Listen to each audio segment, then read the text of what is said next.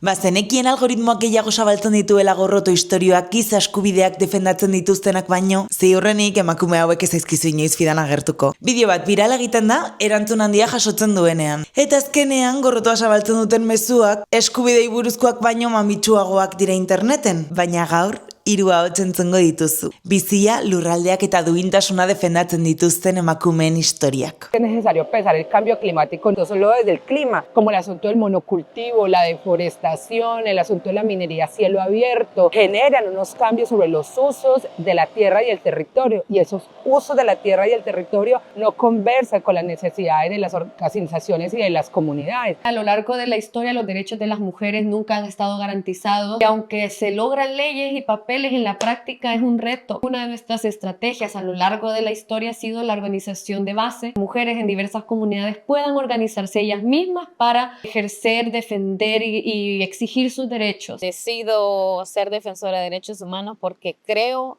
en que hay otra forma de hacer la vida posible contra este sistema capitalista, porque creo en la lucha de los pueblos originarios para mantener su cultura, defender sus territorios, y me parece necesario e indispensable acompañarnos, acuerparnos en estas luchas. Hiru adibide besterik ez dira, baina milaka dira egunero giza eskubideak buru belarri defendatzen dituztenak. Herri babesarearen parte dira. Mundu batek bultzatutako Euskal Udal sarekoak, alegia. Giza eskubideak defendatzen dituztenak babesten dituzte. Gainera, sare horrek egiten duen lanak agerikortasuna lortzea garrantzitsua da. Beraz, hona hemen gure eskaera. Eduki hau partekatu eta elkarrekin zarata egin dezagun algoritmoa pixka bat aldatzeko.